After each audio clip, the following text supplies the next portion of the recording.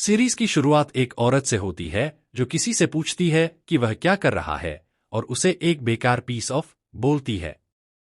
वह उसे कहती है कि लॉर्ड आर्थर से कर्स चुराओ और अभी के अभी करो। लेकिन वह कहता है कि वह ऑलरेडी अपनी लिमिट पर है, फिर भी उसके पास कोई चॉइस नहीं है, इसलिए वह आगे बढ़ता है और उसकी स्किल चुरा लेता है।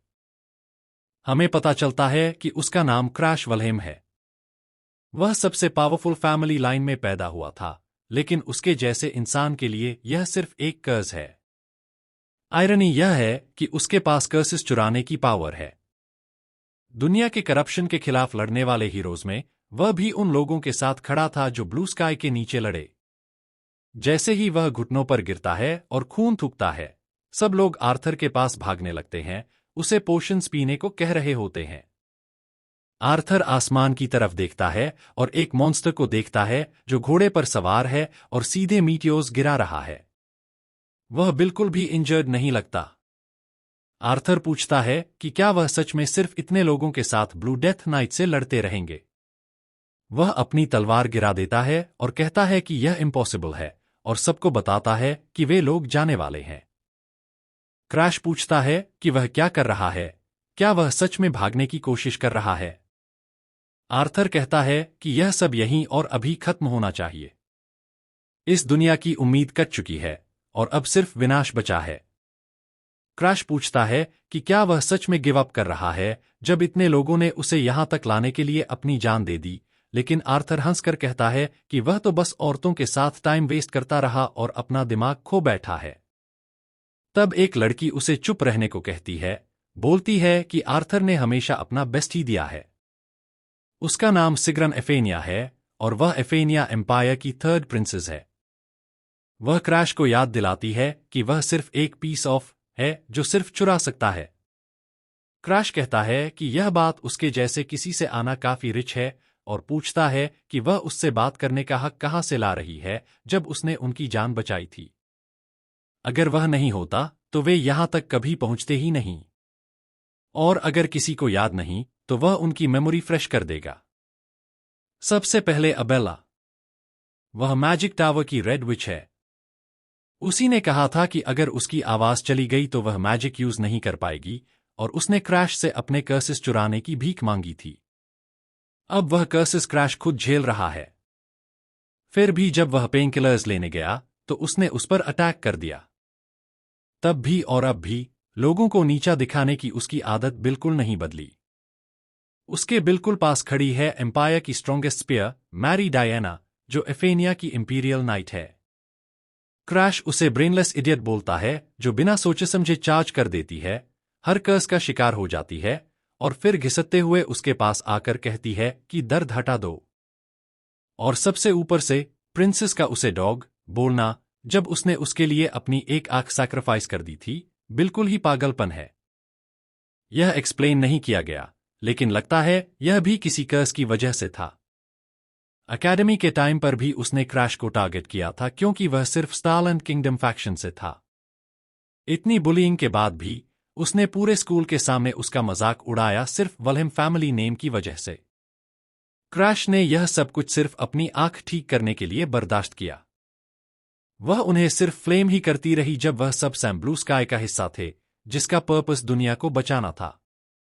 सिर्फ इसलिए क्योंकि वह अलग किंगडम से था और उसके पास कॉम्बैट टैलेंट नहीं था।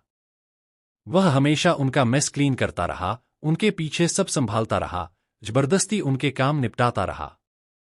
तो फिर यह सब करने का पॉइंट क्या था?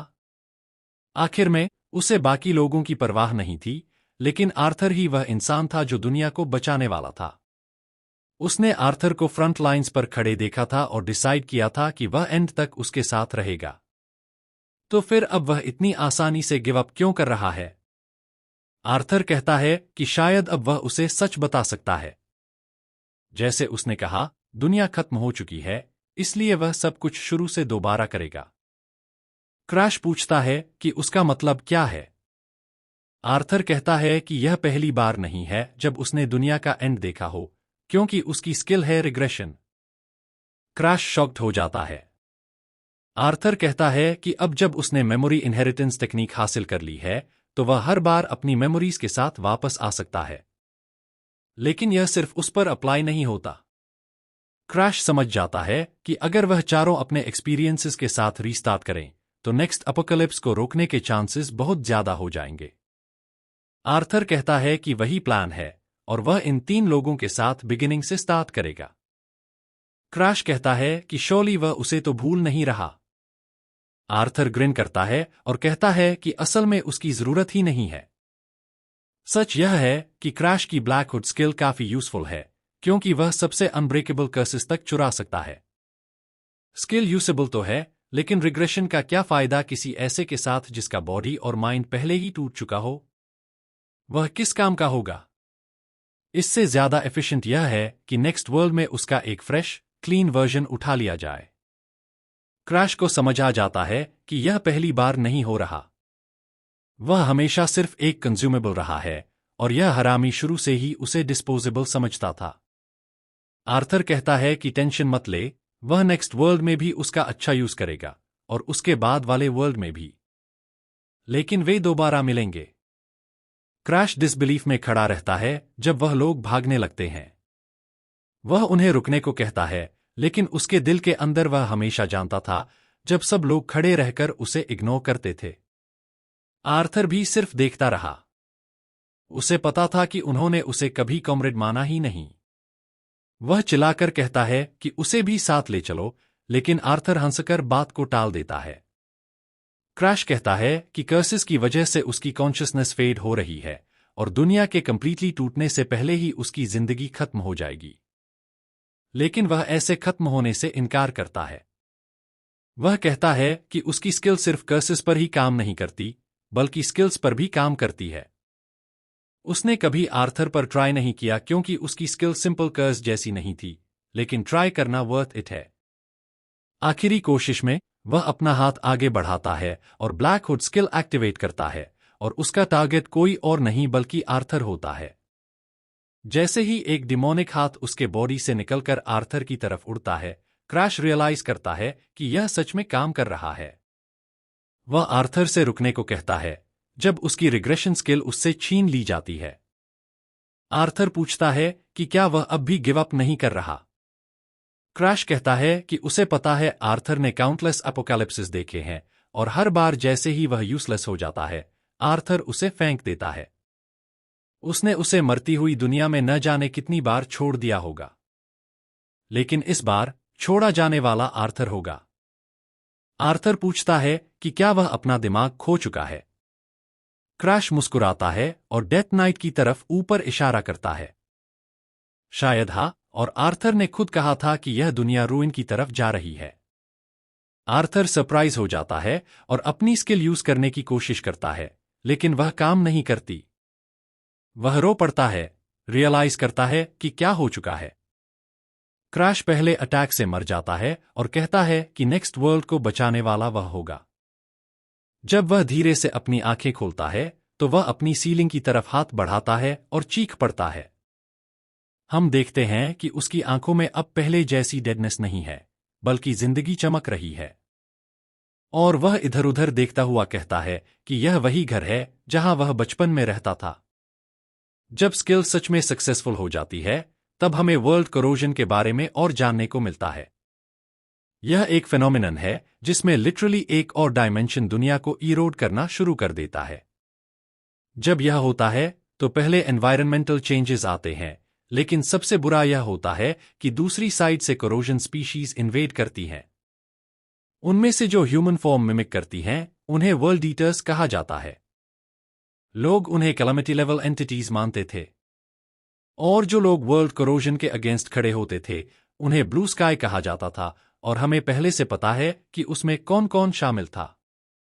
क्रैश भी उसका हिस्सा था, लेकिन उसका बॉडी सिर्फ कर्सेस स्टील करने के काबिल था। उसे बस एक वेसल की तरह ट्रीट किया गया और आखिर में उसके अपने कॉमरेड्स ने ही उसे धोखा दे दिया। वह जिंदगी जो उसने झेली सच में बहुत ही मिजरेबल थी। प्रेजेंट में वापस आकर वह कहता है कि अभी कुछ पल पहले डेड का विंटर था और अब उसके बेडरूम में इतनी गर्मी है कि उसे पसीना आ रहा है। अगर वह सच में ग्रीन पाइन मैनर में है जहां वह बचपन में रहता था, तो इसका मतलब है कि ब्लैक हुड को आर्थर पर यूज करना पूरी तरह सक्सेसफुल था। यह सोचकर वह अपने आप पर हंस पड़ता है, क्योंकि यह सब कितना एब्सर्ड लग रहा था। फिर उसे एक बात समझ आती है और वह पूछता है कि उसने यह स्किल स्टील कैसे कर ली। लोग अक्सर सोचते हैं कि उसकी स्किल बिना किसी रिस्ट्रिक्शन के यूज हो सकती है, लेकिन असल में उसमें एक फ्लॉ है। वह किसी टारगेट की पोजीशन तभी चुरा सकता है जब एक्टिवेशन के बाद जनरेट होने वाला पैडलॉक अनलॉक हो जाए। यह पैडलॉक उस वैल्यू पर बेस्ड होता है जो ओनर उस चीज को देता है। रोड साइड से उठाया हुआ एक नॉर्मल पत्थर भी, अगर ओनर उसे प्रेशियस माने, तो उसे चुराने की डिफिकल्टी स्काईरॉकेट कर जाती है, इतनी ज्यादा कि शायद उसे दुनिया की 99% वेल्थ अपने पास ट्रांसफर करनी पड़े। और यूनिक स्किल जैसी चीज के लिए, जिसे अपोनेंट बहुत ज्यादा वैल्यू करता है, उसे चुराना एस्ट्रोनॉमिकली डिफिकल्ट होना चाहिए। जितनी ज्यादा वैल्यू, उतनी ज्यादा कंडीशंस और उतनी ही ज्यादा मुश्किल उन्हें क्लियर करना। वह सोचता है कि आर्थर के दिमाग में आखिरी पलों में क्या चल रहा था। उसे पता है कि स्किल एक्टिवेट हुई थी, लेकिन उसने कोई पैडलॉक देखा ही नहीं। लॉक का न होना इसका मतलब हो सकता है कि आर्थर अपनी स्किल को छोड़ना चाहता था। आर्थर, जिसे लोग हीरो किंग कहते थे, किसी वजह से रिग्रेशन स्किल को फेंक देना चाहता था। अब जब वह सोचता है, तो उसे याद आता है कि कभी-कभी आर्थर का चेहरा बिल्कुल एग्जॉस्टेड होता था। वह ऐसे मूव करता था जैसे सब कुछ बस एक चोर हो। अगर वह बार बार दुनिया के डिस्ट्रक्शन को रिपीट कर रहा था, तो शायद वह खुद भी अपना दिमाग ठीक नहीं रख पा रहा था। हो सकता है आर्थर के लिए रिग्रेशन भी एक कर्स से कम न हो। और शायद इसीलिए उसने अपनी मेमोरीज उन 3 लोगों के साथ शेयर करनी चाहिए और उनके साथ रिग्रेस किया, क्रैश को छोड़कर। लेकिन यह फैक्ट कि क्रैश ने वह स्किल स्टील कर ली, इसका मतलब है कि रिग्रेशन स्किल के बिना वाला आर्थर उस दुनिया में पीछे रह गया जो डिस्ट्रक्शन के ब्रिंक पर थी, मीटियोर शावर से टकराया और मर गया। इसका मतलब यह है कि जिस आर्थर को वह जानता था, वह सच में मर चुका है। क्रैश ने वह स्किल ले ली जिसे आर्थर इतनी बुरी तरह छोड़ना चाहता था, शायद उसे उसका थैंक यू कहना चाहिए। वह हंसकर कहता है कि उसे हमेशा ऑस्ट्रासाइज किया गया, जैसे कर्सेस उठाना कोई आसान काम हो। उसने कभी उन कॉमरेड्स पर ध्यान नहीं दिया जो शैडोज में सफर कर रहे थे, लेकिन फिर कहता है कि लोकी उनके साथ ठीक ही हुआ।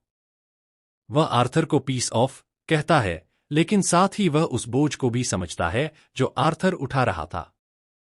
कुछ देर बाद, वह हॉलवे की तरफ जाता है और कहता है कि वह बहुत ही छोटा है। निकलने से पहले वह अपना रिफ्लेक्शन चेक करता है और देखता है कि वह लगभग 10 साल का है। उसकी हाइट काफी छोटी है। हाँ, उसके पास थोड़े मसल्स हैं, लेकिन वह रोज स्वॉर्ड स्विंग करने का रिजल्ट है, सिर्फ सर्वाइव करने के लिए, वल्हेम फैमिली में, जो स्टारलैंड किंगडम का सबसे पावरफुल मार्शल क्लैन है। अगर वह सच में ग्रीन पाइन मैनर में है, तो इसका मतलब है कि 10 साल की एज में होने वाली प्रूफ सेरेमनी ऑलरेडी खत्म हो चुकी होगी। सेरेमनी एक ऐसी जगह होती है जहां इंसान अपनी एबिलिटी प्रूव करता है, यह दिखाकर कि उसने किस गॉड के साथ कॉन्ट्रैक्ट किया है और उसे कौन सा स्किल मिला है। जितना ज्यादा एक्सेलेंट कॉन्ट्रैक्टर होता है, उतना ही गॉड का रैंक हाई होता है। वल्हेम की डायरेक्ट लिनिएज हमेशा से सबसे ज्यादा ट्रेजर्ड रही थी। लेकिन वह एकलौता एक्सेप्शन था। जन्म से ही उसके पास जीरो मार्शल प्रावेस या टैलेंट था, क्योंकि किसी गॉड ने उसे चूज ही नहीं किया। इसके बाद उसे घर से निकाल दिया गया और ग्रीन पाइन मैनर भेज दिया गया, वही जगह जहां फेलियर्स को भेज दिया जाता है। अब सिर्फ वही, फैमिली का सबसे बड़ा फेलियर, उस दुनिया के आने वाले फेट को समझता था। एक ऐसी अपोकलिप्स जिसे पूरी ब्लू स्काई भी रोक नहीं पाई थी। वह सोचता है कि क्या वह यह सब कर भी पाएगा या नहीं, क्योंकि जो टास्क उसके सामने है वह बेहद ही मोन्यूमेंटल है। उसका शरीर कांप रहा होता है, लेकिन फिर वह खुद को संभाल कर कहता है कि उसे रोना धोना बंद करना होगा। यह बात नहीं है कि वह कर पाएगा या नहीं, उसे करना ही होगा। क्योंकि अगर दुनिया खत्म हुई, तो वह भी मर जाएगा। अब उसके पास कोई और चॉइस नहीं है। यही आगे बढ़ने का एकलौता रास्ता है और अपोकलिप्स को रोकने का पहला कदम भी। लेकिन अपनी सोच पूरी करने से पहले ही बटलर उसके पास आ जाता है। क्रैश बताता है कि उसका नाम आर्याड है। एरियाडॉट पूछता है कि वह यहां क्या कर रहा है, और क्रैश कहता है कि वह भूल ही गया था कि इस वक्त वह जिंदा होता। वह मैनर का एकलौता बटलर था और उसे देखकर बहुत एक्साइटेड हो जाता है। आर्याड वही बटलर था जिसने उस जैसे फेलियर का ख्याल रखा था, लेकिन उसे सच भी पता था। क्रैश आर्याड से पूछता है कि वह कब पॉइजन यूज करने वाला है, जो उसके भाई ने उसे दिया था। वही भाई जो रिंग लीडर था, जिसने जब वह 14 साल का था तब उसे पॉइजन पिलाया था और उसकी जिंदगी का पहला बिट्रेयल सिखाया था। फिर हमें पिछली जिंदगी का फ्लैशबैक दिखाया जाता है। एक लड़की सिर्फ एक स्ट्राइक में 4 आदमियों को हवा में उड़ा देती है। सब लोग देखते हैं जब वह उसके पीछे गिरते हैं। सब हैरान हो जाते हैं और पूछते हैं कि क्या वह सच में सिर्फ 15 साल की है, जबकि नाइट्स भी उसे छू तक नहीं पा रहे। लोग कहते हैं कि स्वॉर्ड सेंट का टाइटल सिर्फ नाम के लिए नहीं है। उसका नाम शार्लेट वलहेम है, और हाँ, वह क्रैश की बड़ी बहन है। सब बात कर रहे होते हैं कि वह 1000 सालों में एक बार मिलने वाला टैलेंट है, और कहते हैं कि लॉर्ड को उससे बहुत उम्मीदें होंगी। सिर्फ उसकी वजह से ही लगता है कि फैमिली का फ्यूचर गारंटीड है। उनके पीछे से यह सब उसका हाफ ब्रदर सुन रहा होता है, जिसका नाम बेलिकैनिन है। वह गुस्से से भरा होता है और कहता है कि वह पूरी ब्लड लाइन को मिटा देगा। लेकिन शार्लेट बहुत ज्यादा रिस्क है, क्योंकि उसकी मां बहुत फॉर्मिडेबल है। इसलिए सिर्फ एक ही ऑप्शन बचता है, वह यूजलेस फेलियर, जिससे उसे हटाना होगा। वह आर्याड से बात करता है और कहता है कि सबसे पहले क्रैश को मारेगा। वह कहता है कि उसे पता है कि आर्याड किस मुश्किल में है, क्योंकि क्रैश की वजह से उसका करियर पाथ ब्लॉक हो गया है। अगर वह क्रैश को इस पॉइजन की बस एक बूंद पिला दे, तो उसकी बेटी का ट्रीटमेंट और उसकी सारी पैसे की प्रॉब्लम्स सॉल्व हो जाएंगी। अब यह सब जानते हुए भी वह सोचता है, वह हेजिटेट क्यों कर रहा है। आर्याड कहता है कि क्रैश को उसने अपने ही बेटे की तरह पाला है, तो वह उसके साथ ऐसा कैसे कर सकता है। बेलिकैनिन ठंडी सांस लेते हुए पूछता है कि क्या वह सच में किसी और के बच्चे को अपने खुद के खून से ज्यादा चूज करेगा। गुस्से और फ्रस्ट्रेशन के साथ आर्याड बेलिकैनिन के एहसान को पूरी तरह झुठला नहीं पाता और आखिरकार ना कह देता है।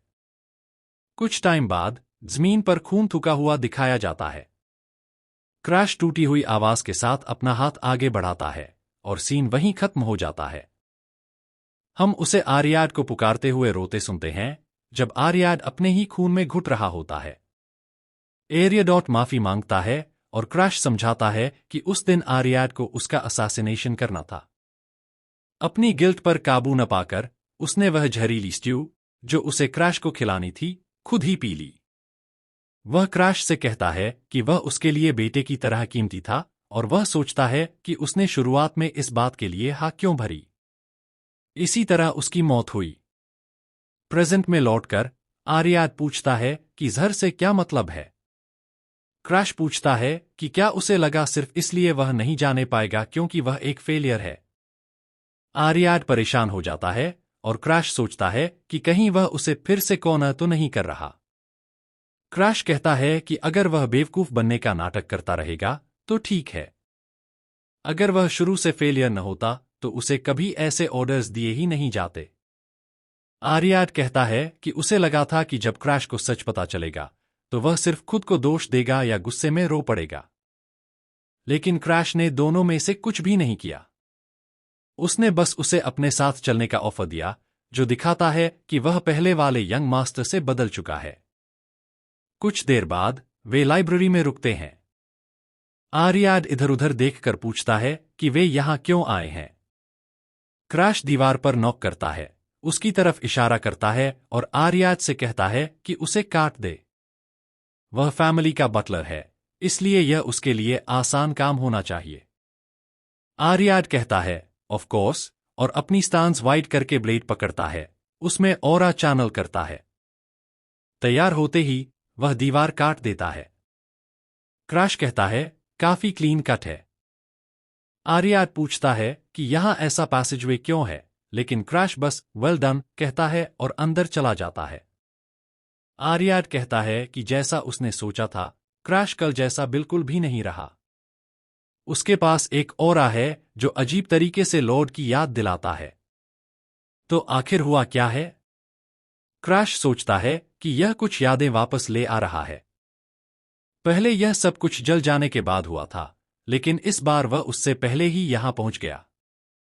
एरियाडॉट पूछता है कि क्या उसे चेन्स भी काट देनी चाहिए, लेकिन क्रैश कहता है कि वह नहीं काट पाएगा।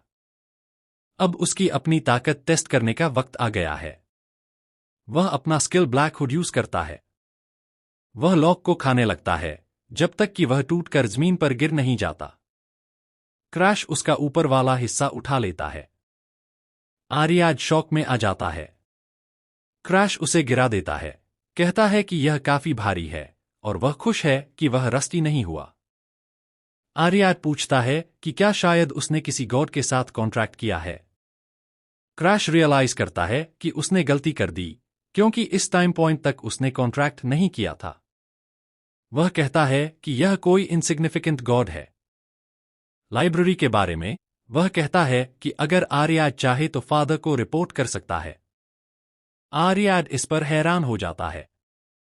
वह कहता है कि कल तक उसकी आंखों में जीने की वजह ही नहीं लग रही थी, लेकिन एक रात में गॉड के साथ कॉन्ट्रैक्ट के बाद वह बदल गया।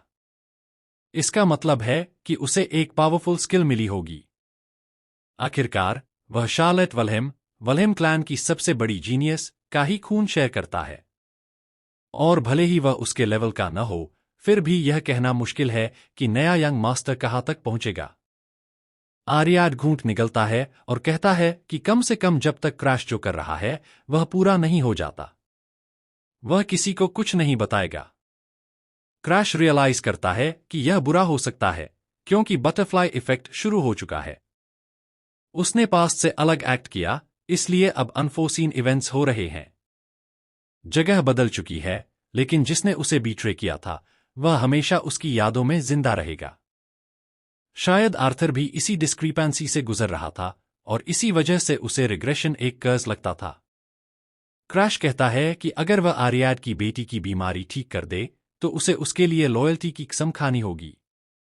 यह उसके लिए अपने पॉन्स बढ़ाने का अच्छा मौका भी है। वह आर्याड से कहता है कि जो चाहे करे, लेकिन बेटी वाली बात बाद में होगी, क्योंकि अभी सीक्रेट लाइब्रेरी में जाना प्रायोरिटी है। जैसे ही वह खुलती है, एक तेज पर्पल रोशनी निकलती है। क्रैश शॉक हो जाता है और बाहर से आने वाले अटैक को मुश्किल से डॉज करता है। वह हाफते हुए कहता है कि उसने वर्ल्ड कोरोजन के इतने कर्सेस झेले हैं, फिर भी यह चीज उसकी स्किन क्रॉल करवा देती है। इसमें कोई डाउट नहीं, जिस सीक्रेट टोम की वह तलाश कर रहा है वह यही है। जैसे ही उसकी नजर एक हल्की पर्पल ग्लो वाली चीज पर पड़ती है, वह कहता है कि पवेलियन की सीक्रेट लाइब्रेरी में एक ऐसी बुक है जिसमें उसके एंसेस्टर्स, जिन्हें फेलियर कहा गया था, और फैमिली ने अपनी टेक्निक्स और मेमोरीज पूरी तरह से रिकॉर्ड की हैं। यह कोई स्किल नहीं, बल्कि ह्यूमैनिटी का प्रोडक्ट है, एक ऐसी जगह जहां पिनैकल तक पहुंचने का राज छुपा कर रखा गया था। शुरू में यह जगह किसी के लिए भी एक्सेसिबल थी, लेकिन एक इंसान की वजह से यह सीक्रेट लाइब्रेरी बन गई। और वह इंसान था वल्हेम हिस्ट्री का सबसे बड़ा फेलियर, डियरिस। डियरिस को फैमिली का ग्रेटेस्ट फेलियर माना जाता था, लेकिन वह वर्ल्ड कोरोजन से कंज्यूम हो गया और इतना पावरफुल बन गया कि एक भी इंसान उसे छू तक नहीं पाया। उसके छोड़कर गए सीक्रेट टोम अब क्रैश के हाथ में है। क्रैश अपने एंसेस्टर्स से कहता है कि उसे अफसोस है, लेकिन अब उसकी बारी है। हमें डियरिस के बारे में और पता चलता है। वर्ल्ड के सबसे पावरफुल वॉरियर्स ने उसे चैलेंज किया था, लेकिन वह एक ऐसी दीवार था जिसे वे चढ़ना तो दूर, शुरू भी नहीं कर पाए। उसके पास कुछ था जिसे एक्सट्रीम ब्लड कहा जाता है। यह इसलिए था क्योंकि उसने वर्ल्ड कोरोजन को अपने बॉडी में इनकॉर्पोरेट कर लिया था, और उसके पास एक पागलपन भरी सीक्रेट आंख थी जिससे वह उस पावर को वील्ड करता था। बुक का आधा हिस्सा जल चुका था, इसलिए क्रैश को समझ नहीं आता कि डियरिस आखिर ऐसा क्यों बन गया। वह सोचता है कि शायद कोरोजन के रैम्पेज को कंट्रोल न कर पाने की वजह से वह पागल हो गया हो। सोचते सोचते उसे याद आता है कि पहले भी वह वर्ल्ड कोरोजन के कर्स से हिट हुआ था, लेकिन अपने स्किल से उसे वीकन कर पाया। किसी तरह उसने दूसरे कर्सेस के साथ ऑफसेट करके उसे एंड्योर कर लिया। अगर अल्टीमेट ब्लड वेनम के रैम्पेज पर भी वही प्रिंसिपल अप्लाई हो और वह एक ऐसा कर्स चुरा ले जो रैम्पेज को कंट्रोल करता हो, ताकि दोनों एक दूसरे को ऑफसेट करें, तो वह अपनी पावर को डेमेमोराइजेस के साथ फ्यूज कर देगा, कुछ वर्ल्ड डिफाइंग क्रिएट होगा और वह एक अनफादोमेबल बीइंग बन जाएगा। उसके बाद क्रैश आर्य से कहता है कि आज से यह इंश्योर करे कि पवेलियन में कोई भी एंटर न करे। यह डायरेक्ट ऑर्डर है। आर्य कहता है अंडरस्टूड और वहां से चला जाता है। चलते हुए वह दोबारा सोचता है। उसने अपनी गलती पर आंख बंद कर ली थी, इसलिए अब वह उस काइंडनेस का बदला चुकाएगा। वह बेलिकैनिन के प्रपोजल को रिफ्यूज करेगा क्योंकि उसका यंग मास्टर क्रैश है। बेलिकैनिन बहुत ज्यादा गुस्से में आ जाता है।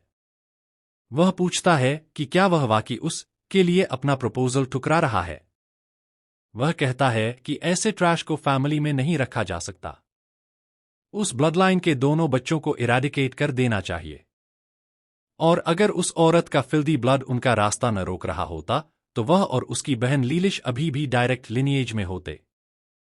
फ्रस्ट्रेशन में वह अपने बटलर को चिल्लाता है। वह उसे ऑर्डर देता है कि अभी क्रैश जहां है वहां जाए और पता लगाए कि बटलर ने अपना डिसीजन क्यों बदल लिया। बटलर कहता है कि वे अंदर एंटर नहीं कर सकते।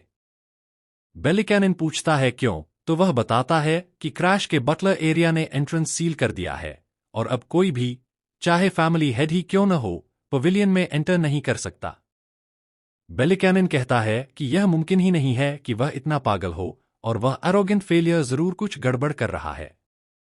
इस तरफ क्रैश मेडिटेशन कर रहा होता है।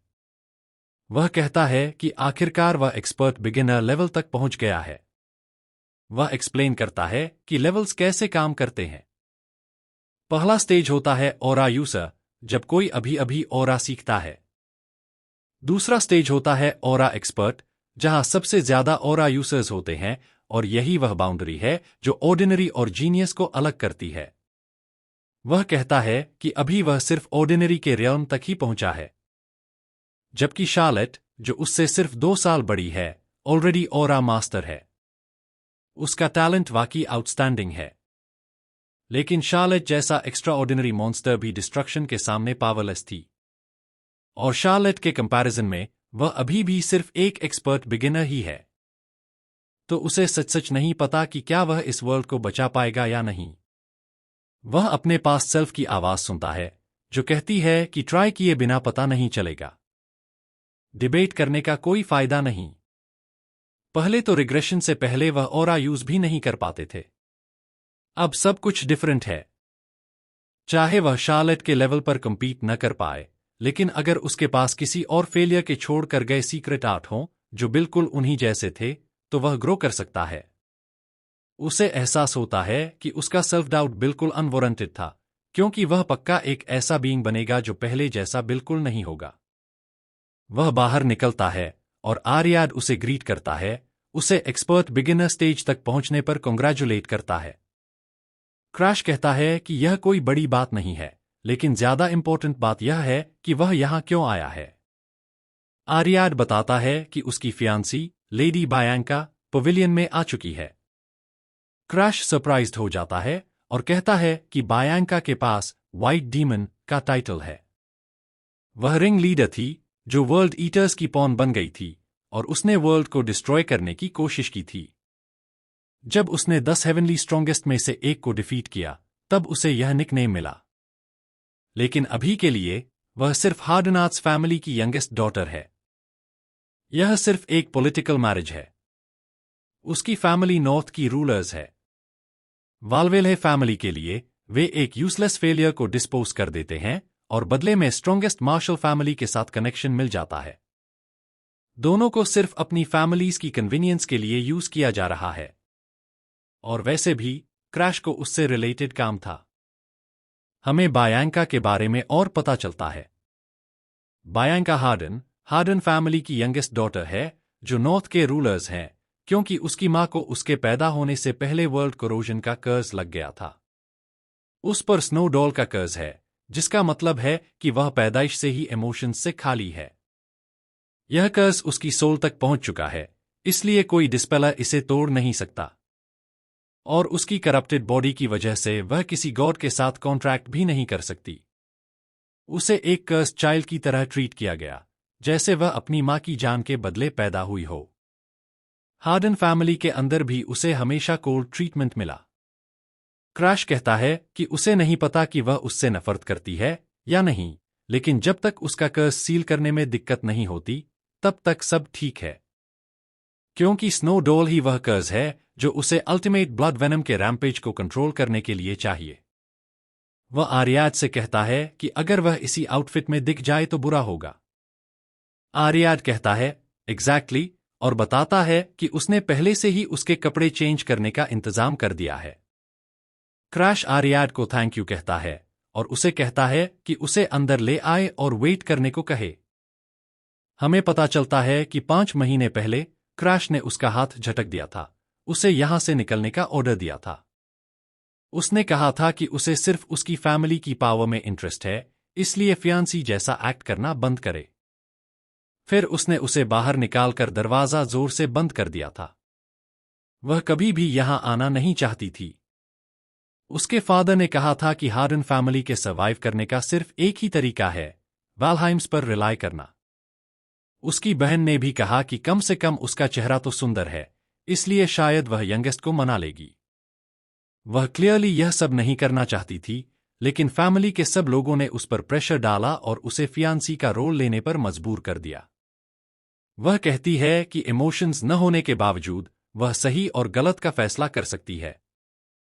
अगर उसे पॉलिटिकल मैरिज के लिए फोर्स न किया गया होता तो उस जैसे फाउल माउथ पेसिमिस्टिक लूजर को वह पहली नजर में ही रिजेक्ट कर देती और उसे कभी पास भी नहीं आने देती। फ्लैशबैक यहीं खत्म होता है। प्रेजेंट में क्रैश कहता है कि उसे अफसोस है। वह कहता है कि उसे यकीन नहीं होता कि उन्होंने उस जैसी सेंसिटिव टंग वाली लड़की को इतनी गर्म चाय सर्व कर दी और वह बाद में मेड से इस बारे में बात करेगा। बायांका सिर्फ कंफ्यूज्ड सी लगती है और किसी वजह से क्रैश स्क्रैचेस से भरा हुआ है। वह कहता है कि मौसम काफी अच्छा है, इसलिए गार्डन में वॉक करनी चाहिए, क्योंकि वहां काफी ऐसे फूल होंगे जो नॉर्थ में नहीं उगते। वह आर्याड को कहता है कि गार्डन में मैकेडेमिया कुकीज ले आए। आर्याड कहता है सर्टनली और क्रैश उसे बाहर गार्डन में ले जाता है। क्रैश कहता है कि इतनी दूर तक आना मुश्किल रहा होगा। वह कहती है कि जब वह एंगेज्ड हैं तो ऐसे मिलने के मौके जरूरी होते हैं। क्रैश पूछता है कि अगर ऐसा है तो एक फियांसी के लिए वह अपने मंगेतर से कम और किसी सुपीरियर ऑफिसर से ज्यादा बात कर रही लगती है। अभी भी कंफ्यूज्ड, वह कहती है कि कुछ तो गलत है।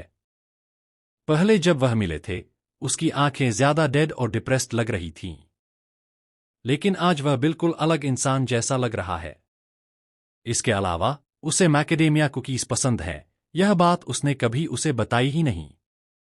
अब जब वह बाहर आ चुके होते हैं वह पूछती है कि क्या वह सच में क्रैशी है या नहीं। क्रैश उसे घूर कर देखता है और रियलाइज करता है कि शायद वह पहले जैसा बिल्कुल बिहेव ही नहीं कर रहा। जैसे ही वह किलिंग इंटेंट रिलीज करता है वह सरप्राइज हो जाती है और माफी मांगती है, कहती है कि यह पूछना ठीक नहीं था। क्रैश कहता है कि उसका वह इंटेंशन नहीं था। उस वक्त की उसकी मेमोरीज थोड़ी ब्लरी हैं, इसलिए उसे याद नहीं कि वह पहले उसके साथ कैसे बिहेव करता था। लेकिन एक चीज उसे क्लियरली याद है, यह एक्सप्रेशन वही है जो उसके चेहरे पर था उस दिन जब नॉर्थ सी आइस मैनर के सामने उसकी मौत हुई थी। वह कहता है कि फिलहाल वह बात को संभाल कर निकालने की कोशिश करेगा। वह कहता है कि उसे अलग लगना बिल्कुल नॉर्मल है, क्योंकि हाल ही में उसने एक पर्टिकुलर गॉड के साथ कॉन्ट्रैक्ट किया है। वह कहती है कि शायद इसी वजह से उसकी पर्सनालिटी चेंज हुई है और उसे कंग्रेचुलेट करती है। क्रैश कहता है कि एक चीज है जो वह उससे प्रपोज करना चाहता है। वह पूछती है कि क्या, क्योंकि अगर उसने गॉड के साथ कॉन्ट्रैक्ट किया है तो उसे उससे क्या चाहिए। वह सीधा पूछ लेती है कि क्या एंगेजमेंट कैंसिल हो रही है। क्रैश पूछता है कि वह ऐसा क्यों सोच रही है। वह कहता है कि उसे समझ आता है अगर वह उसके जैसे इंसान से शादी नहीं करना चाहती। वह कहती है कि वह फिर से सेल्फ डिप्रिकेटिंग हो रहा है और साथ ही यह भी सोचती है कि जब वह वल्हेम है तो उसका सेल्फ एस्टीम इतना लो क्यों है। वह साय करती है और उसे याद दिलाती है कि वह उसकी फियांसी है और यह बात चेंज नहीं होने वाली। क्रैश सोचता है कि आखिरी बार उसने बिना झूठ के बोले गए शब्द कब सुने थे। वह कहता है कि वह मेन टॉपिक पर वापस आता है। अपनी अवेकेंड एबिलिटी के साथ वह उसका स्नो डॉल कर्ज लेना चाहता है। वह सरप्राइज होती है क्योंकि फेमस कर्ज ब्रेकर्स भी इसे नहीं हटा पाए थे। वह पूछती है कि क्या वह यह कर्ज खुद पर लेने वाला है। क्रैश कहता है कि वह इसे यूज करना चाहता है। वह जानती है कि उसे फेलियर के जैसे ट्रीट किया जाता है, और अगर ऐसा है तो उसके और डायरेक्ट लिनिएज के बीच जरूर कोई रिफ्ट होगा। शायद वह सबसे इतना थक चुका है कि अपने इमोशंस ही मिटा देना चाहता है। वह सोचती है कि शायद इसी को हार्ट की इलनेस कहते हैं। एक मेंटल मेज, जिसे वह जानती थी, कहता था कि जब कोई इंसान अपनी मेंटल लिमिट पर पहुंच जाता है तो वह सिकनेस ऑफ द हार्ट का शिकार हो जाता है। अगर कोई इस इलनेस के आगे झुक जाए तो या तो वह अपनी जान ले लेता है या फिर अचानक बिल्कुल अलग इंसान की तरह काइंड बन जाता है। लेकिन यह मोमेंट बहुत डेंजरस होता है। ऐसे बिहेवियर आने वाली मौत के वार्निंग सिग्नल्स होते हैं। अगर कोई उसके करीब का इंसान ऐसा हो जाए तो उसे उसके साथ रहना चाहिए। वह उसका हाथ पकड़ लेती है और कहती है कि सब ठीक हो जाएगा, क्योंकि उसे यकीन है कि वह इसे पार पा लेगा। बस उसे कर्स पर डिपेंड किए बिना अपने इमोशंस कंट्रोल करने होंगे। क्रैश कहता है कि शायद कोई मिसअंडरस्टैंडिंग हो रही है, लेकिन वह कहती है कि अब वह उसे रेगुलरली मिलने आएगी और अगर अपने फादर से पूछे तो पास ही रह सकती है। क्रैश कंफ्यूज्ड हो जाता है और कहता है कि उसे लगा था कि वह उससे नफरत करती है, क्योंकि वह कभी भी इस एंगेजमेंट को नहीं चाहती थी। वह कहती है कि चाहे यह सच हो, फिर भी वह किसी ऐसे इंसान को अकेला नहीं छोड़ सकती जो खड्डे के किनारे खड़ा हो। यह समझकर कि वह शादी से इनकार नहीं कर रही, क्रैश कहता है कि उसे पता है वह ऐसी टाइप है जो एक बार डिसाइड कर ले तो सीधा आगे बढ़ जाती है। लेकिन वह एक बहुत बड़ी मिसअंडरस्टैंडिंग कर रही है। अगर वह उसे कर्ज लेने नहीं देगी तो शायद उसे छुपके से अपनी स्किल एक्टिवेट करनी पड़े। जैसे ही वह ब्लैक हुड यूज करता है, वह उसके अराउंड लपेटना शुरू हो जाता है। वह उसका कर्ज चुरा रहा है, लेकिन एक अनलॉक्ड कंडीशन जनरेट होती है। अब फाइनली हमें दिखता है कि यह कैसा लगता है, और क्रैश हॉरिफाइड लगता है, क्योंकि वह कहता है कि उसे उसका फ्रेंड बनना होगा। लेकिन एक और लॉक भी है। वह कहता है कि डबल लॉक काम काफी ट्रबलसम है, क्योंकि यह कर्ज उसके जन्म से था और उसके बॉडी का हिस्सा माना गया है, और उसको एक वैल्यू असाइन की गई है, भले ही कर्सेस नॉर्मली लॉक्स जनरेट नहीं करते। अनलॉक्ड कंडीशन है कि उसे उसका फ्रेंड बनना होगा। यह तो उसका फियांसी बनने से भी मुश्किल है। वह इमोशंस नहीं रखती, इसलिए रेयरली किसी चीज में इंटरेस्ट दिखाती है। लेकिन अगर उसे वापस हार्डन हार्ट्स भेज दिया जाए तो सिर्फ उस वक्त को तेज कर देगा जब वह व्हाइट डीमन बन जाएगी। इसलिए वह उसे अपने साथ रखेगा और अनलॉक करने का मौका ढूंढेगा। अगर वह उसे व्हाइट डीमन बनने से रोक सकता है और स्नो डॉल पर हाथ डाल सकता है तो एक तीर से दो शिकार। अभी के लिए, जैसे वह कहती है, वैसे करना सबसे बेस्ट मेथड है। वह उसके हाथ वापस पकड़ता है, कहता है कि यह उसके लिए खुशी की बात है और उसे अपनी फियांसी को इतनी बार देखने का मौका मिलना ग्रेटफुल फील कराता है। लेकिन वह कहती है कि वह बदले में अपने फादर से कंफर्म करने जाएगी। और कुछ देर बाद वह उसे देखकर जाती है। वह कहता है कि शायद एक और मंथ लगेगा उसके वापस आने में, और तब तक उसे जितने सीक्रेट आर्ट्स के टर्म्स पढ़ सकते हैं पढ़ ले, क्योंकि चीजें बिजी होने वाली हैं। अगली ही दिन वह गेट्स खोलता है और लोग बॉक्सेस ड्रॉप करने आते हैं। एक कैरेज सब डिलीवर कर देता है और बायांका ग्रीट करती है, कहती है कि आज से वह ग्रीन पाइन मैनर में रहने वाली है। कुछ देर बाद क्रैश उठकर देखता है कि बायांका ड्रूल कर रही है। वह पूछता है क्यों वह यहां फिर से सो रही है, जैसे किसी ऐसे इंसान के साथ देखी गई हो। लोग गलत समझ लेंगे। वह उठकर कहती है गुड मॉर्निंग, पूछती है क्यों वह यहां है, और वह कहता है कि यह उसकी लाइन है। फिर वह सीधा ट्रेनिंग के लिए जाता है, कहता है कि समर से वह उसके साथ रह रहा है और अब कुछ मंथ्स हो गए। जब वह यहां आई थी, उसने कहा था कि वह उसके केयर में रहेगी, तो क्रैश सरप्राइज हुआ कि वह ऑलरेडी मूव कर गई। वह कहती है कि उसके फादर ने कहा कि कोई प्रॉब्लम नहीं और परमिशन तुरंत दे दिया। लेकिन क्रैश ज्यादा कंसर्न्ड है कि क्या वह फैमिली से दूर रहने में ओके है, क्योंकि वह सिर्फ 12 साल की है। वह कहता है कि क्योंकि उसके पास इमोशंस नहीं है, उसका अफेक्शन भी फेड होता है, और शायद उसका अपने फैमिली के लिए कोई अटैचमेंट भी नहीं है, लेकिन यह एक अच्छा मौका है कि उसका फ्रेंड बन सके।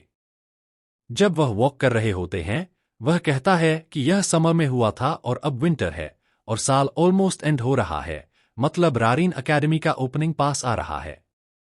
वह एक्सप्लेन करता है कि रारीन अकेडमी एक अकेडमी है जो 4 ग्रेट किंगडम्स ने एस्टैब्लिश किया, जहां वर्ल्ड करोजन के खिलाफ लड़ने वाले ट्रेन होते हैं। एज 15 से 20 के लोग अटेंड कर सकते हैं। उसकी रिग्रेशन से पहले यह अकेडमी ब्लू स्काई के मेंबर्स को प्रोड्यूस करती थी, जिनके पास चीट लेवल स्किल्स थे। और यह सब उसी बास्टर्ड्स की वजह से हुआ कि क्रैश सफर कर रहा था। लेकिन अब वह उनकी वीकनेसेस सबसे बेटर जानता है, मतलब शायद वह उनके स्किल्स भी चुरा सकता है। प्लान है कि अकेडमी एंटर करते ही उनके सब स्किल्स चुरा ले। वह नेक्स्ट ईयर 14 का होने वाला है, तो एनरोलमेंट से पहले 1 साल है, और तब तक सबसे स्ट्रांग होना पड़ेगा। लेकिन प्रॉब्लम यह है कि अब वह अपनी टैलेंट के लिमिट्स हिट कर रहा है। सिर्फ सीक्रेट टोम के साथ एक्सपर्ट बिगिनर का बिगिनर लेवल उसका लिमिट है। इस वॉल को ओवरकम करने के लिए उसके पास और कोई चॉइस नहीं है, उसे उसका कर्ज जल्द से जल्द चुराकर अल्टीमेट ब्लड वेनम सीखना होगा। वह ट्रेनिंग रूम से निकलता है, पूछता है कि क्या वह फिर से आज वेट कर रही थी। वह कहती है, ऑफ कोर्स, वह उसे अकेला नहीं छोड़ सकती। वह कहता है कि समर से वह उसके पीछे एक बेबी बर्ड की तरह फॉलो कर रही है। वह सोचता है कि कब वह उसे फ्रेंड के तौर पर देखना शुरू करेगी। वह कहता है कि शायद उन्हें बाहर जाकर खेलना चाहिए या कुछ और करना चाहिए। आर्याड कहता है कि स्टार सैंक्चुअरी से एक इनविटेशन आया है। यह स्टारलैंड किंगडम का एक एनुअल पार्टी है माइनर्स के लिए, जो 1 साल में सिर्फ एक बार होता है। ज्यादातर लोग अटेंड करते हैं क्योंकि यह सोशलाइजिंग और कनेक्शंस एक्सपैंड करने का प्लेस है, अनलेस एक्सेप्शनल केस हो।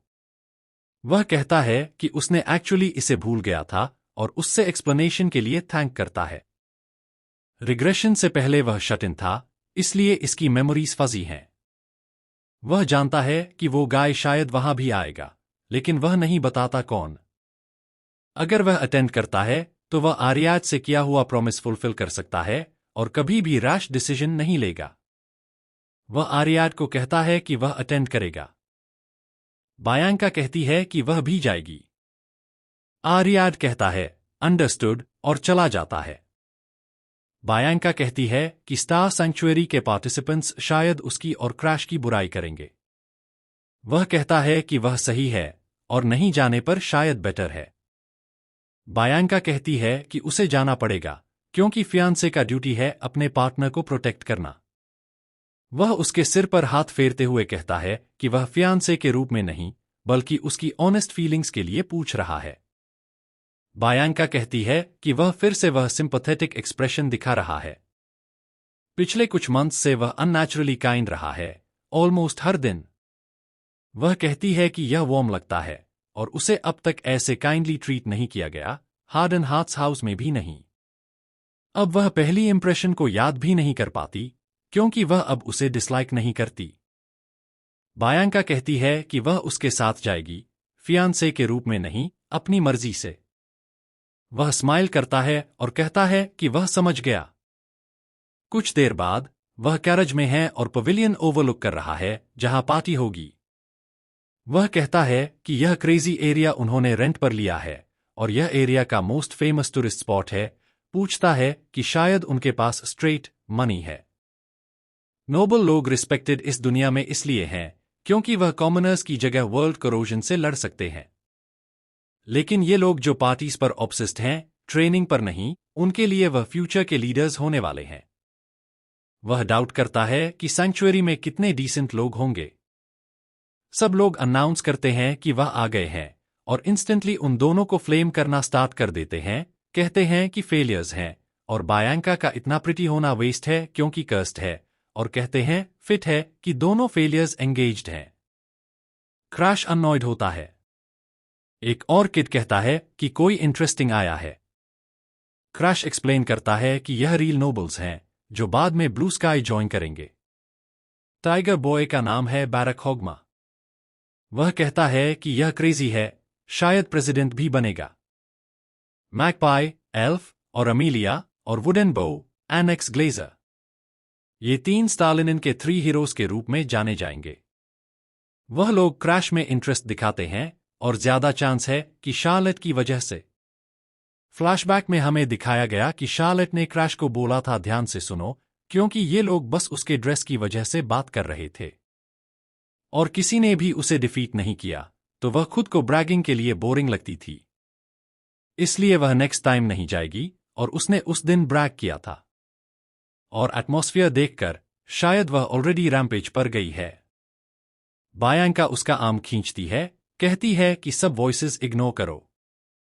वह कहता है कि वह बस शार्लेट की बातें याद कर रहा था और लगता है उसे केयर नहीं है कि उसको बुरा कहा गया। वह कहता है कि उसे फिक्र करने की जरूरत नहीं है क्योंकि उसे फर्क नहीं पड़ता। और वह कहता है कि कोई काफी इंटरेस्टिंग लड़का जल्दी ही अपीयर होगा।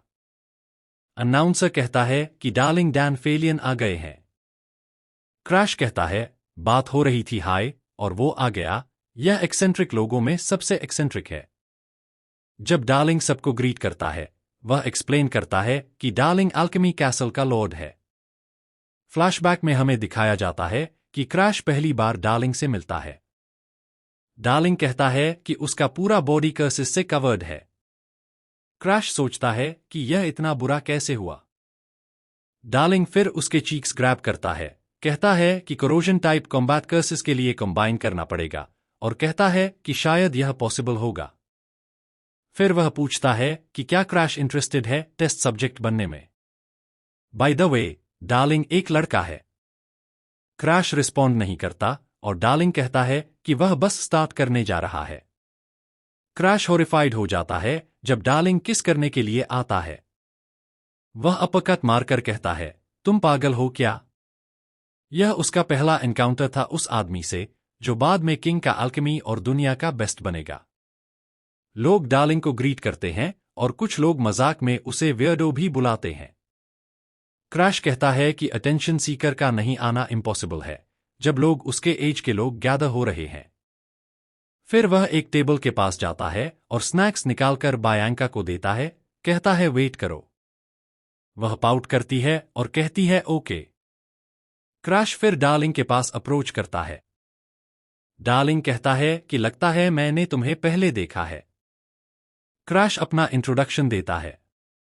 डार्लिंग कहता है कि तुम थोड़ा शार्लेट जैसे लगते हो और पूछता है कि क्या तुम वाकई शार्लेट के यंगर ब्रदर हो, लेकिन सोचता है कि तुम्हारा बिजनेस क्या है और शायद लुक्स ने उसका अटेंशन कैच किया। क्रैश कहता है कि रिसेंटली डार्लिंग वर्ल्ड कोरोजन के बारे में स्निफ कर रहा है और शायद इससे उसका इंटरेस्ट स्पार्क हो जाए। डार्लिंग कहता है कि तुम एक प्रोवोकेटिव किड हो, लेकिन क्योंकि तुमने उसका इंटरेस्ट पीक कर दिया, वह कहता है कि प्रिपेयर करने के लिए एक और रूम में चलते हैं और डार्लिंग क्रैश से पूछता है कि वह कितना बड़ा है। क्रैश कहता है 13 साल, पूछता है क्या यह इतना इंपॉर्टेंट है। डार्लिंग उसे प्रैक्टिस सॉर्ड्स देता है, कहता है कि तुम यंग लगते हो पर तुम्हारा ऑरा टोटली डिफरेंट है। क्रैश कहता है अंदर वह एक अडल्ट है जो ग्रेजुएट हो चुका है, लेकिन कहता है कि ज्यादा टाइम नहीं है तो मेन टॉपिक पे आना चाहूंगा। डार्लिंग कहता है स्पीक ब्लंटली, फिर एक स्वॉर्ड थ्रो करता है, कहता है कैच करो। क्रैश सरप्राइज्ड होता है। डार्लिंग इंस्टेंटली अटैक करता है। वह ब्लॉक करता है और कहता है क्या कर रहा है यह डार्लिंग। डार्लिंग कहता है कि मैंने शार्लेट के यंगर ब्रदर से मिला, बस उसके स्किल्स देखने आए। क्रैश कहता है कि यह वाकई ट्रबलसम है। डार्लिंग कहता है कि मैंने सोचा कि कुछ डिस्कस करना है, गो अहेड और बोलो, मैं सुन रहा हूं। क्रैश अननॉयड होता है और अपना स्वॉर्ड फ्लाई करता है।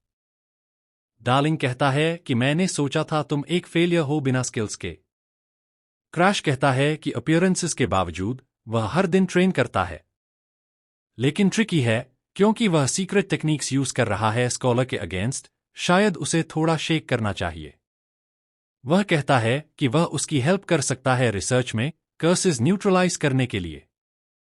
डार्लिंग पूछता है तुम्हें अल्केमी के बारे में क्या पता है जो तुम कह रहे हो कि कोऑपरेट करोगे? क्रैश रेडी होता है और ब्लेड डार्लिंग के थ्रोट पे रख देता है। कहता है कि उन्होंने रिसर्च किया है वर्ल्ड ईटर्स के कर्स को न्यूट्रलाइज करने के लिए, जो डिस्पेलर्स भी नहीं तोड़ पाए दूसरे कर्सेस का यूज करते ह्यू, और कहता है फर्स्ट क्लास अल्केमिस्ट बनने के लिए। डार्लिंग रियलाइज करता है कि वह सिर्फ फेलियर नहीं है बिना स्किल्स के, और स्माइल करता है। कहता है अगर सच है जो बोल रहा है, परफेक्ट अपॉर्चुनिटी है साइमल्टेनियसली सप्लाई एंड डिमांड और कर्सेस के न्यूट्रलाइजेशन को प्रूव करने का। डार्लिंग पूछता है क्या रिटर्न में करना होगा, शायद बॉयफ्रेंड बनने का। क्रैश कहता है क्या प्रॉब्लम है तुम्हें? कहता है कि मैं इन फ्यूचर में कई कर्सेस अक्वायर करने वाला हूं और चाहिए तुम्हारी हेल्प मेडिसिन बनाने में।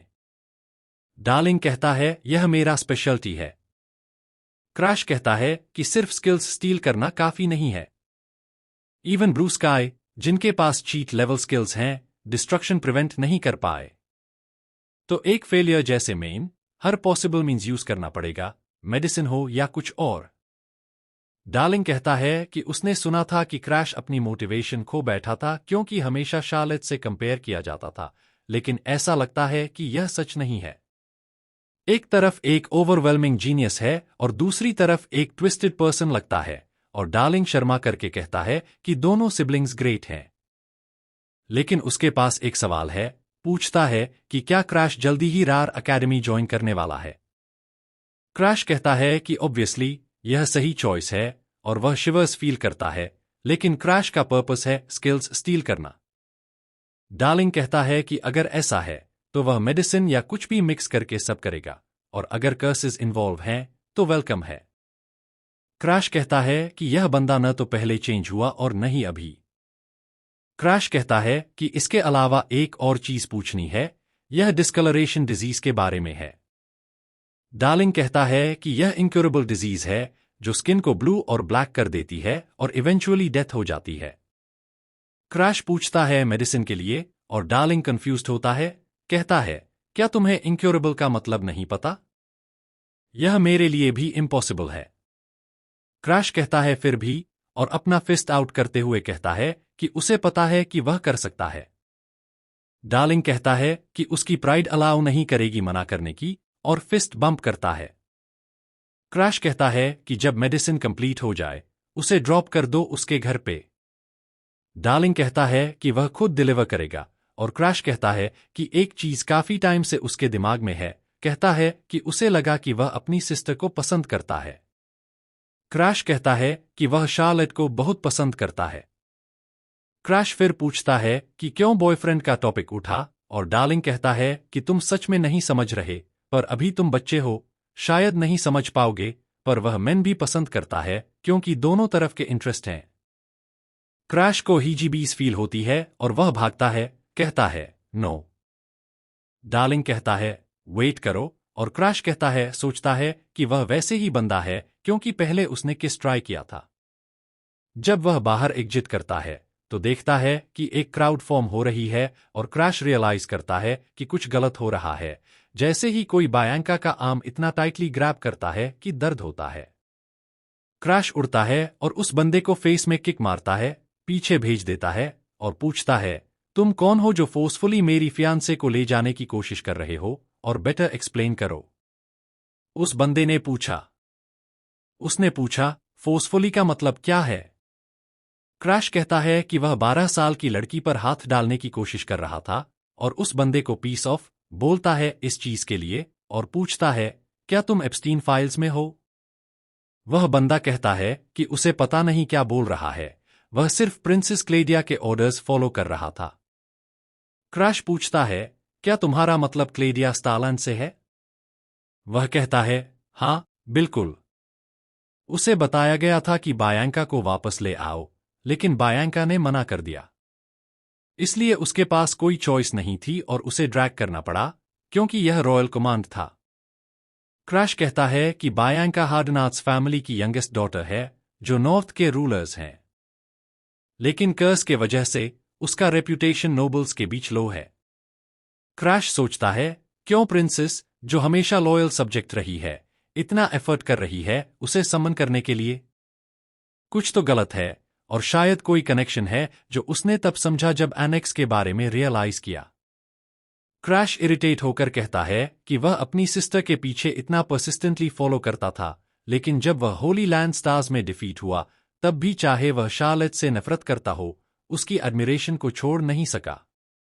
एंड में वह ट्विस्टेड हो गया, और क्योंकि वह शार्लेट को अपनी पावर से बीट नहीं कर सकता था, उसने टारगेट उसके यंगर ब्रदर क्रैश पर सेट कर दिया। वह साय करता है क्योंकि बायांका को फोर्स किया जा रहा है और कहता है कि ठीक है, वह जाएगा, लेकिन क्लेडिया को नहीं, एनेक्स को देखेगा। क्रैश पूछता है क्यों एनेक्स को? क्रैश कहता है कि वह प्रिंसेस की सर्विस करता है, लेकिन नहीं जानता किसने ऑर्डर दिया और शायद उसने कुछ बैड हैबिट्स पिक की हैं। वह बायांका का हाथ पकड़ के कहता है चलो अब चलते हैं। वह हॉलवे से जाते हैं और क्रैश वंडर करता है क्यों बायांका ने मना किया जाने से। वह गेस कर सकता है कि मास्टरमाइंड कौन है, क्योंकि वह पहले भी इस सिचुएशन से गुजरा है, लेकिन 12 साल की उम्र में उसे सिचुएशन को समझना मुश्किल था। क्रैश फिर पूछता है क्यों नहीं गई, और बायांका कहती है कि क्योंकि उसने कहा वेट करो। वह सरप्राइज होकर स्माइल करता है और उसका सिर पट करता है, कहता है गुड जॉब किया। हॉलवे से आगे बढ़ते हुए वह बैरक से टकरा जाता है, जो नैप से उठा और पूछता है तुम सच में आए? क्रैश कहता है कि वह एनेक्स से मिलने आया है। बैरक कहता है कि एनेक्स ने कहा था कि जैसे ही क्रैश आए अलाउ करो। क्रैश कहता है कि शायद उसे फाइट करनी पड़े, पर सीक्रेटली खुश है कि एनेक्स ने अलाउ किया। बैरक कहता है कि वह क्यूरियस था क्योंकि वह मैच चाहता है। क्रैश कहता है कि हाँ, यही होने वाला था, लेकिन कहता है कि होली लैंड ऑफ स्टार्स में फाइट फॉरबिडन है। बैरक कहता है कि उसने शार्लेट से फाइट किया और अगर उसे भी फाइट मिलेगा तो मजा आएगा। क्रैश कहता है कि सुना है बैरक ने शार्लेट के अगेंस्ट फाइट किया और एनेक्स से ज्यादा सर्वाइव किया, और चाहे दोनों एक्सपर्ट्स हैं, बैरक का लेवल थोड़ा ऊपर है, लेकिन उसका बैटल सेंस अनप्रिडिक्टेबल है, नेक्स्ट मूव पढ़ना मुश्किल है। क्रैश डिसाइड करता है कि एनेक्स से मिलने से पहले फाइट अवॉइड करेगा, लेकिन उसकी आंखें देखकर लगता है वह गिव अप नहीं करेगा। वह फिस्ट टाइट करके अग्री करता है। बैरक पहला स्ट्राइक देता है जो क्रैश डॉज करता है नीचे से। क्रैश काउंटर रिटर्न करता है, लेकिन बैरक कार्टव्हील बैकवर्ड्स और इवेड करता है, लेकिन क्रैश एक्सपेक्ट करता है और उसे मिड कार्टव्हील किक मारता है, फिर तुरंत रन करके एक इन पंच उसके गट में हिट करता है। बैरक फ्लोर पिक ऑफ करते हैं और ब्लीड करते हैं, और क्रैश कहता है साइज। बैरक कहता है मर्सिलेस, और क्रैश कहता है मेन ही चैलेंज किया था। बैरक कहता है फिर भी मैं जाकर अपने वेपन्स ले आता हूं और दोबारा करते हैं। क्रैश पूछता है क्यों वेपन्स के बारे में सोच रहा है, क्योंकि अब और नहीं जा सकता। बैरक अपनी नोज से हेविली ब्लीड करना शुरू करता है। उसने पूछा इसका मतलब क्या है, और फिर फ्लोर पे गिर जाता है। बायांका पूछती है क्या हुआ। क्रैश कहता है कि उसने एक सीक्रेट वलहम टेक्निक यूज की उस पर। बहुत पहले फैमिली का एक फेलियर ने ये पंच डेवलप किया था, और यह एक सीक्रेट टेक्निक है जो मैक्सिमम डिस्ट्रक्टिव पावर सबसे शॉर्ट डिस्टेंस में डिलीवर करती है। अगर कंडीशंस मीट हों तो यह इंटरनल डैमेज भी कॉज कर सकती है।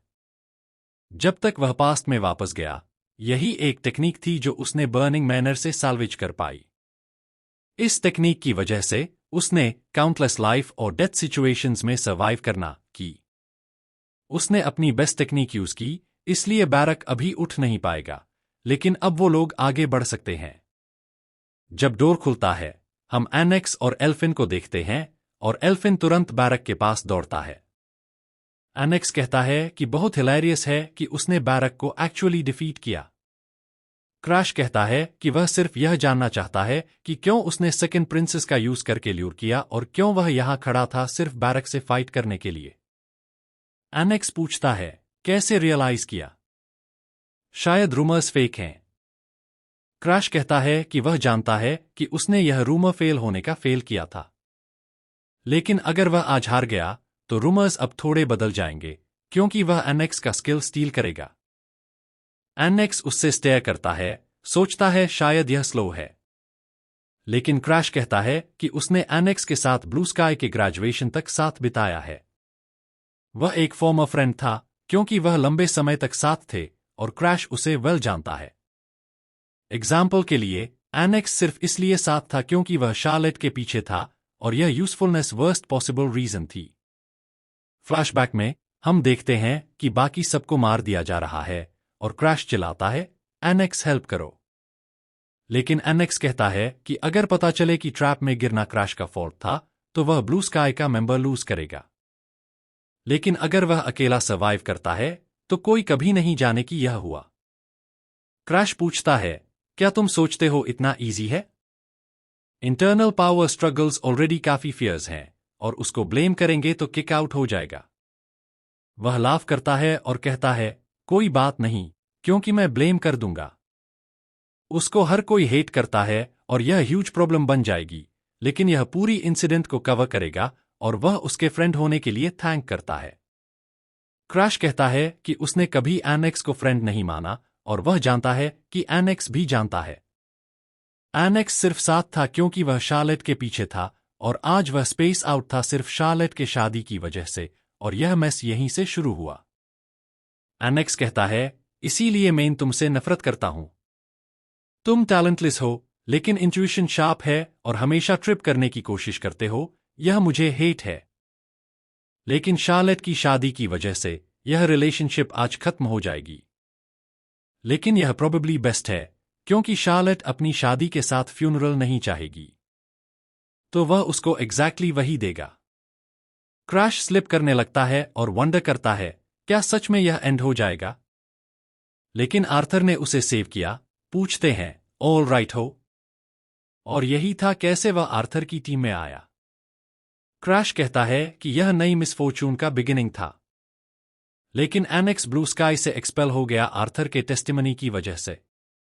यह उसको बहुत गुस्सा देता है और उसने अपनी डेस्परेट मैरिज प्रिंसेस से भी रिजेक्ट हो गया। अब क्या? क्यों वह उसके पीछे है? एनेक्स कहता है, तुम्हारा फेस और बोलने का स्टाइल शार्लेट जैसा है। अगर सोचते हो कि तुम और तुम्हारी सिस्टर अलाइक हो तो मैं प्रूव कर दूंगा। वह कभी फाइट से बैक डाउन नहीं होता, स्मर्क करता है और क्रैश लीप करता है और ट्री से ब्लॉक होता है। नेक्स्ट पार्ट चाहिए तो कमेंट करो।